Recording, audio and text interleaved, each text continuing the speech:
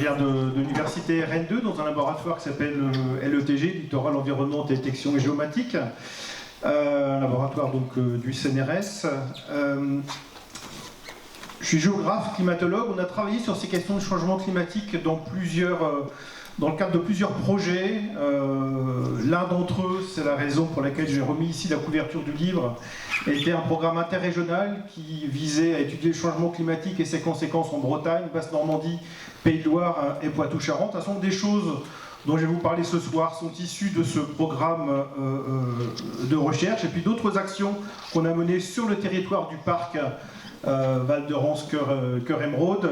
Je vais les présenter plutôt en deuxième partie. On verra un petit peu comment est-ce que le changement climatique pourrait se traduire en termes d'impact sur l'agriculture dans la région. Donc dans la région d'Inan-Saint-Malo, mais aussi plus largement Bretagne et Basse-Normandie. Alors, malheureusement, je n'ai pas pu assister aux conférences de Georges Jouzel, la conférence de Georges Jouzel. Peut-être que certaines choses, peut-être que vous avez participé à ces conférences, assisté à cette conférence, donc peut-être qu'il y aura des répétitions. La première partie de mon exposé sera plutôt sur les aspects généraux du changement climatique, avant de voir plus concrètement ce qui concerne ici le territoire, la région et l'agriculture. Alors, pourquoi est-ce qu'un changement climatique de 4, 5 degrés, c'est important, ça peut changer le monde de demain? Alors, notre espèce, Homo sapiens, elle a connu des changements climatiques dans le passé et s'est adaptée des changements climatiques dans le passé, mais on n'a jamais été confronté à un changement aussi profond et aussi rapide. La dernière fois que notre espèce a connu un changement climatique important, c'était... Hop là. Ouais. Voilà, c'était il y a 20 000 ans. Le climat était à peu près 5 degrés plus froid qu'il ne l'est à l'heure actuelle. Donc on va nous se projeter dans un monde où peut-être le climat sera en moyenne 4 à 5 degrés plus chaud. Mais ça, dans l'histoire de l'espèce humaine, on n'a pas d'équivalent. Par contre, il y a 21 000 ans, dernier maximum glaciaire, le climat était 4-5 degrés plus froid que l'actuel. Et 4 à 5 degrés plus froid que l'actuel, ça veut dire un monde très différent de l'actuel. Ça veut dire 2000 ou 3000 mètres de glace accumulés sur la Scandinavie. Ça veut dire un niveau de la mer 110 mètres plus bas. On pouvait traverser la Manche qui n'existait pas à pied sec, enfin pendant l'hiver, parce que l'été ça devait être un petit peu gadouilleux.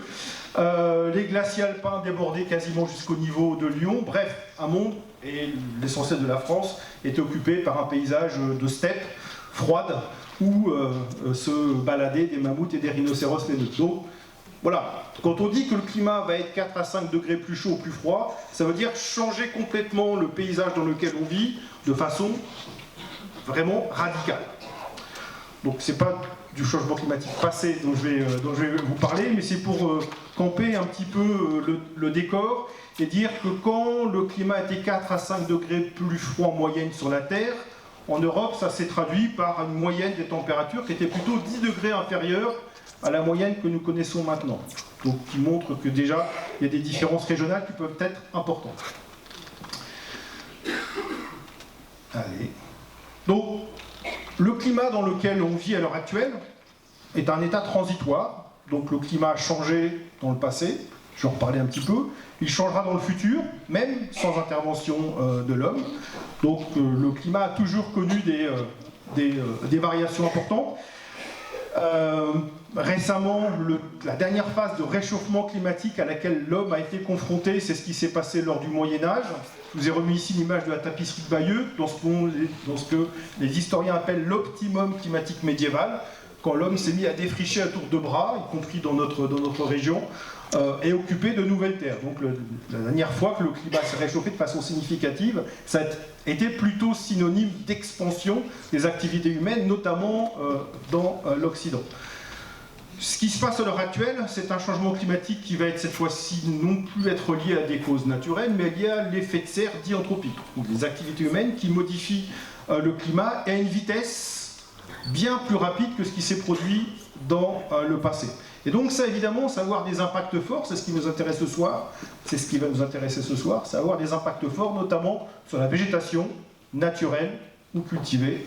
Donc ici, l'agriculture qui nous intéressait. Donc je vous parlerai de phénologie, de cultures qui vont se développer parfois plus vite, qui vont poser un certain nombre de problèmes en termes d'adaptation des cultures par rapport à ce que sera le changement, par rapport à ce que sera le climat dans le futur, et puis la plus grande fréquence de certains événements problématiques pour l'agriculture, et je vous parlerai notamment des sécheresses. Bien, alors, changement climatique, on va commencer par regarder ce qui se passe à Rennes. C'est quoi le climat à Rennes et c'est quoi, d'abord, la variabilité naturelle du climat. Alors, le graphique qui est en haut, qui est de toutes les couleurs, vous donne pour chaque année la température observée à Rennes en haut. Donc, le graphique commence en 1950 à gauche. Et vous avez tout en haut la température la plus élevée observée à Rennes en 1950, qui était autour de 32 degrés, et la température la plus basse, tout en bas en bleu, qui était autour de -10. D'accord? Et puis au fur et à mesure que vous allez vers la droite, vous déplacez vers les années les plus récentes, le graphique s'arrête un petit peu après 2010, et on voit que certaines années, à Rennes, il peut faire plus froid, plus chaud. Les températures records mesurées à Rennes, c'est 40 degrés, c'était cette année, enfin l'année dernière, en 2019, lors de la canicule du mois de juillet, où on n'avait jamais observé 40 degrés à Rennes. Et la température la plus basse, les plus anciens s'en souviennent peut-être, c'était lors du mois de janvier 1985, où on a dépassé des -15 degrés. Donc le climat, on le sait bien, nous fait vivre des situations assez extrêmes en termes de température. Les températures observées à Rennes, elles sont quelque part entre -15 et 40 degrés. Alors quand on fait des moyennes, on va regarder la courbe verte qui est ici, donc qui est la température moyenne annuelle, donc, qui va nous permettre de regarder progressivement comment, en éliminant cette variabilité interannuelle du climat, on peut observer une dérive progressive du climat qui va traduire un changement climatique. Donc c'est ce que vous avez ici, la courbe verte, qui était assez proche de la ligne 10 degrés ici dans les années 50-60. La température moyenne à Rennes était inférieure à 11 degrés. Et puis progressivement, elle s'en éloigne. Et on voit qu'à partir des années 90, elle est beaucoup plus souvent proche de 12, voire plus supérieure à 12 qu'inférieure. Donc à Rennes, comme un petit peu partout en Bretagne, on a gagné à peu près 1 degré depuis un demi-siècle. Alors parler de changement climatique, ça veut dire observer ce signal-là, qu'on observe effectivement à l'échelle de la Bretagne. Les courbes qui sont en dessous sont des courbes théoriques, pour bien vous faire comprendre que le changement climatique peut en fait cacher des diversités, une grande diversité de situations. En gros, le résumé qu'on donne souvent, c'est ça. Il y a des années plus chaudes, plus froides, mais globalement, le climat se réchauffe. Donc, bien penser que dans le cadre du changement climatique, on continuera à avoir des années froides. Mais la tendance, analysée sur plusieurs décennies, sera un réchauffement progressif du climat. Le deuxième graphique théorique est aussi un changement climatique. On y pense un peu moins souvent, mais c'est pourtant aussi ce qu'on observe. C'est-à-dire que la moyenne ne change pas, mais on va avoir des années beaucoup plus chaudes ou beaucoup plus froides. Vous savez, c'est ce que je dis souvent à mes étudiants. Un étudiant qui a 10 de moyenne, il peut avoir en fait une moyenne de 10 avec 9 et 11, mais il peut aussi avoir une moyenne de 10 avec 2 et 18. Quand j'applique ça au climat, ça veut dire que un climat moyen autour de 10, 11 ou 12, comme on a en Bretagne, ça peut en fait cacher des années beaucoup plus extrêmes ou beaucoup moins extrêmes.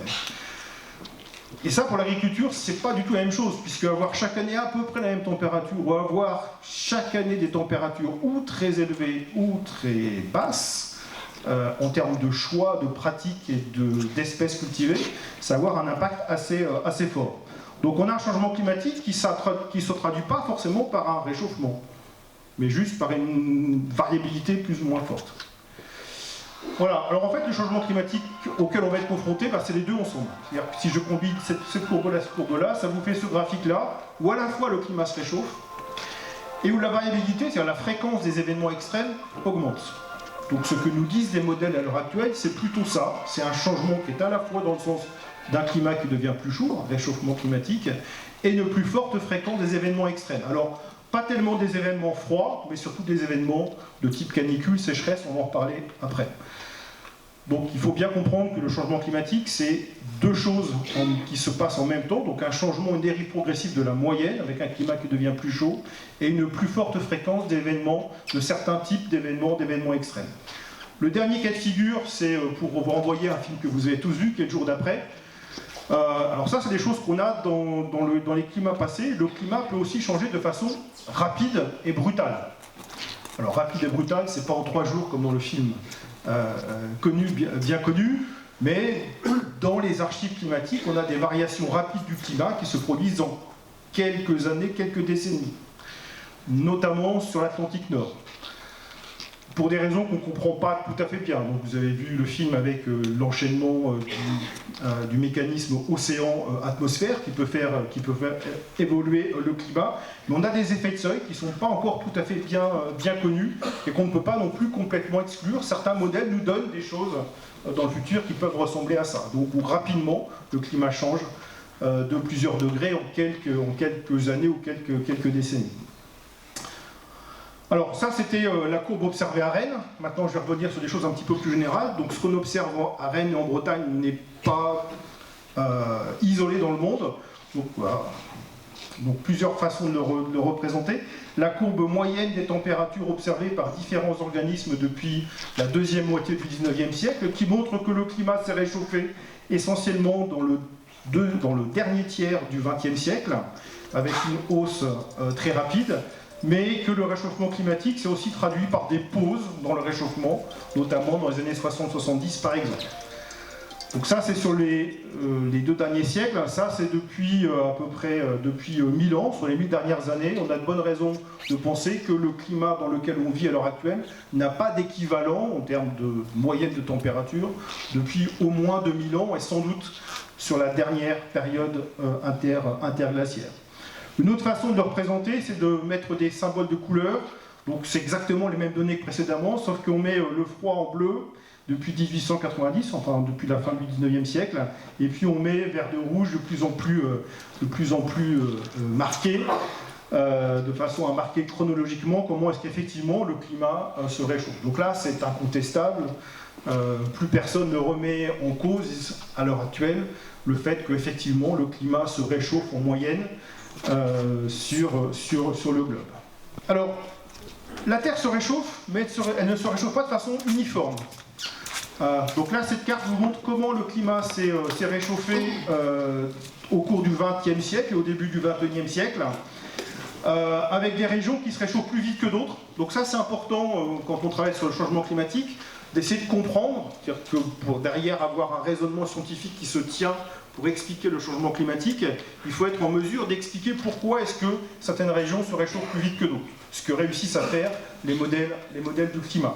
Donc on voit par exemple que les continents de l'hémisphère nord se réchauffent plus vite, en gros, que les océans tropicaux, pour aller vite.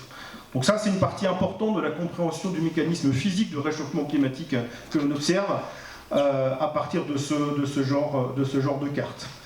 À l'échelle de la France, je varie les échelles. Donc la France, on est situé sur un continent de l'hémisphère nord. Donc la France se réchauffe un petit peu plus vite que le reste de la planète, un petit peu plus d'1 degré. Donc ici, vous avez les anomalies de température en France observées depuis les années 50-60. Et on voit aussi comment est-ce que toutes les années les plus chaudes, quasiment, se situent à la fin de la période. Là aussi, si je change un peu le graphique, cette fois-ci, je classe les années. Donc vous avez les anomalies qui sont classées, cette fois-ci, non plus par ordre chronologique, mais en fonction de l'année la plus chaude, qui était l'année 2018. La deuxième année la plus chaude, 2014. 2019 se situe en troisième position à l'échelle nationale.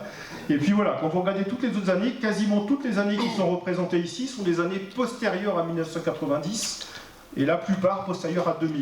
Il n'y a que 2010 qui fait exception. Et donc on voit que le phénomène de réchauffement climatique, il a tendance effectivement à s'accélérer sur les 2 dernières décennies, avec des années qui non pas battent chaque année un nouveau record, mais toutes les années les plus chaudes sont bien sur la dernière période. Donc on a un phénomène très clair ici. Alors, quand on va parler d'agriculture, la moyenne c'était une chose intéressante, mais il y a un certain nombre de paramètres climatiques qui vont être beaucoup plus intéressants.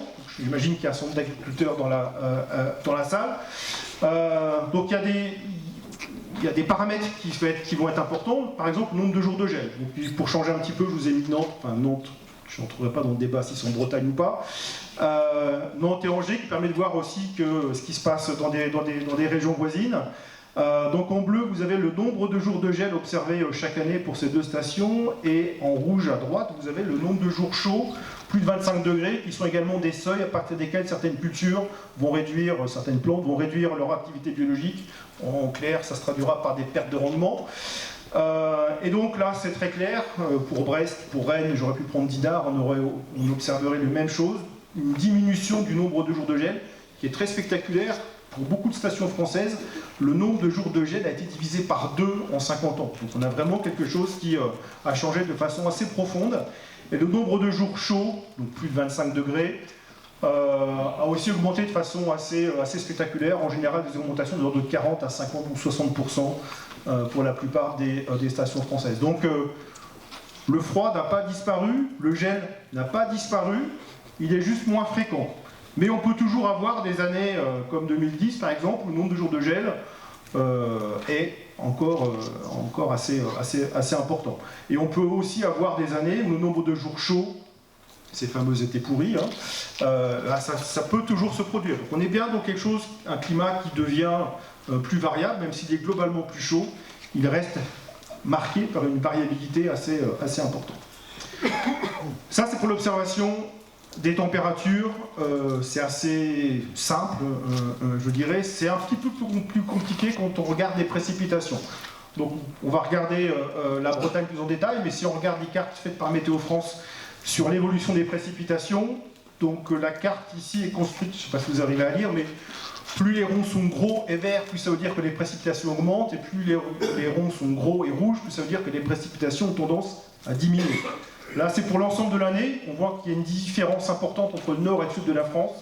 Et la Bretagne est plutôt dans une région où les précipitations ont tendance à augmenter, en moyenne, sur l'année.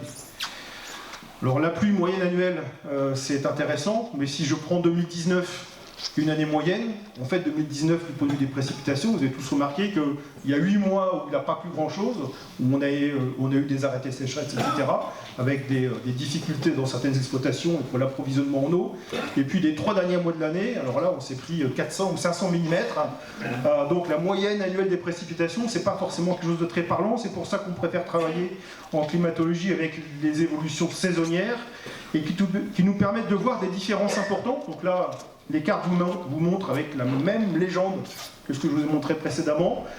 Où est-ce que les pluies ont augmenté en vert, où est-ce que les pluies ont diminué en rouge en fonction de la saison. On voit que la diminution des précipitations dans le sud de la France est quelque chose qui est vrai aussi bien en hiver comme en été. Et on voit qu'en Bretagne, eh bien, on a des différences qui peuvent être importantes. Donc il y a pas mal de saisons ou de mois pour lesquels le signal n'est pas très clair. Donc on est sur une tendance qui n'est pas très représentative. Et puis si on regarde l'été, on a une augmentation des précipitations qui est surtout vraie à l'ouest de la région. Et par contre, dans l'est de la région, on a soit une stagnation, soit même dans certaines stations une légère baisse. Donc on a des signaux qui ne sont pas convergents, unanimes, sur l'ensemble de la région. Et quand on travaille, donc c'est beaucoup des choses qu'on fait dans mon laboratoire, quand on travaille à une échelle encore plus fine, à l'échelle du mois, eh bien on a des tendances qui peuvent être encore plus diverses. La conclusion de ça, c'est que autant l'observation comme les modèles climatiques, après on a une bonne idée de ce qui se passe en termes de température, de réchauffement, autant dès qu'on va rentrer dans des paramètres plus complexes comme les précipitations ou le vent par exemple, on a des signaux qui sont beaucoup plus difficiles à mettre en évidence et qui donc nécessitent de continuer à faire des recherches sur ces questions-là. 2 mots pour dire que quand on parle de changement climatique, on a des observations directes, c'est ce que je viens de vous montrer, on observe, on mesure des températures, on mesure des précipitations, le vent, l'insolation, etc. On a des stations qui nous permettent de mesurer directement ces paramètres. Mais on a aussi toute une série d'autres indicateurs, je vais juste vous en montrer quelques-uns ici, dont vous avez entendu parler, qui sont des marqueurs indirects de l'évolution du climat, donc des phénomènes qui vont intégrer l'évolution du climat sur le long terme et qui vont nous montrer comment est-ce que le climat se réchauffe. Par exemple, lorsque la banquise arctique se réduit, donc là quasiment chaque année on bat un nouveau record sur l'extension minimale de la banquise, avec tous les enjeux, toutes les questions que ça peut poser. On a la réduction des glaces continentales, donc tous les glaciers, donc les Innlandsís, Groenland, Antarctique, mais tous les glaciers de montagne. J'aurais pu prendre n'importe quelle photo. Ici, j'ai pris une photo de mes vacances en Norvège, représentative de ces glaciers de montagne, où vous avez souvent maintenant des panneaux qui vous disent, eh bien, en 1920, le glacier était là où j'ai pris la photo, et puis aujourd'hui, le glacier, il est 1 kilomètre plus loin, on le voit à l'horizon. Et ça, c'est quelque chose qu'on observe facilement dans la plupart, plus des 4/5e des glaciers dans le monde ont reculé depuis 50 ans, depuis un siècle. Et donc ça, c'est un très bon marqueur, puisque les glaciers vont être peu sensibles au climat d'une année. Par contre, ils vont intégrer la dynamique sur le temps long, et qui nous permet donc de bien marquer l'évolution du climat. Donc ça, c'est quelque chose qui est assez général. Norvège, Nouvelle-Zélande, Cordillère des Andes, Alpes, Pyrénées, etc. On a ce même type d'observation. Alors, sans entrer trop dans les détails, le schéma ici est très complexe. L'explication de ce changement climatique, donc je pense que Jean Jouzel a largement expliqué ça lors de sa conférence, on l'attribue aux activités humaines. Donc, contrairement à tous les changements climatiques que l'on a pu décrire par le passé, qui étaient liés à des causes naturelles, pour la plupart qu'on a identifiées, le changement climatique contemporain, il est lié à un effet de serre supplémentaire que l'homme produit du fait de ses activités. Donc, à la base, l'effet de serre, c'est le schéma très compliqué que vous avez ici, c'est quelque chose qui est naturel, qui est juste le fait que notre atmosphère elle a une certaine composition chimique qui laisse passer la lumière du soleil, et ça c'est pas trop mal, mais qui garde prisonnier en quelque sorte le rayonnement qu'on voit à notre planète, donc la chaleur, le rayonnement infrarouge en physique qu'on voit, la chaleur. Donc là, le parallèle qu'on peut faire avec la serre du jardinier, c'est un peu la même chose. La vitre laisse passer la lumière et puis garde la chaleur prisonnière à l'intérieur, ce qui permet de faire pousser plus facilement et plus efficacement des cultures. Bon, sauf que ça, c'est lié à la composition chimique de notre atmosphère. Et les principaux gaz à effet de serre qui vont nous concerner ici, c'est la vapeur d'eau, donc tout ce qui constitue dans l'atmosphère un gaz très important, il y en a plein la pièce, on ne voit pas, mais c'est un gaz qui est très efficace pour piéger le rayonnement terrestre. Et puis les autres gaz qui vont nous intéresser plus directement, le gaz carbonique, le CO2, le méthane, le CH4, etc., d'autres gaz à effet de serre. Et ce sont ces gaz-là dont la concentration a augmenté depuis que l'homme a commencé à développer l'agriculture, l'industrie, les transports, l'énergie, etc. Et ça, c'est mesuré. Ça a d'abord été mesuré par des stations réparties un petit peu partout dans le monde, et puis depuis une trentaine d'années, c'est suivi dans le détail par satellite. Donc la concentration en CO2 dans l'atmosphère, dont on voit qu'elle ne fait que croître. Et on a une augmentation depuis un siècle d'un peu plus de 40%. Depuis 2015, la teneur en CO2 dans l'atmosphère a dépassé 400 par million en volume, alors qu'avant l'ère industrielle, c'était un peu moins de 300. Donc c'est vraiment une accélération rapide. Et donc, comme la composition chimique de l'atmosphère a changé, elle est plus efficace pour piéger le rayonnement terrestre. Donc ce n'est pas la lumière du soleil qui a changé, c'est juste la capacité de l'atmosphère à garder prisonnière la chaleur, le rayonnement émis par la planète Terre. Donc, ça, on sait d'où ça vient. On sait quelles sont, entre guillemets, les activités qui sont responsables des émissions de gaz à effet de serre. On peut le quantifier, donc la plupart des collectivités territoriales qui font leur plan climat font leur cadastre d'émissions, c'est-à-dire qu'on est capable de quantifier, de savoir telle activité de transport, d'énergie, d'agriculture émet telle quantité de gaz à effet de serre. Donc les cadastres d'émissions sont connus au niveau des collectivités territoriales, régionales, au niveau national, et puis évidemment au niveau global. On a une bonne idée, alors vous n'arriverez sûrement pas à lire tout ce qui est ici, mais on décompose l'origine des gaz à effet de serre en fonction des activités humaines. On va retrouver l'énergie, on va retrouver l'industrie, le transport, l'agriculture, les changements d'occupation du sol, donc tout ce qui est déforestation, qui contribue à émettre des gaz à effet de serre et donc qui modifie le climat. On peut le faire par pays, et donc ça fait des grandes négociations chaque année sur les COP, les conférences des parties, pour savoir qui va réduire plus que les autres les émissions de gaz à effet de serre.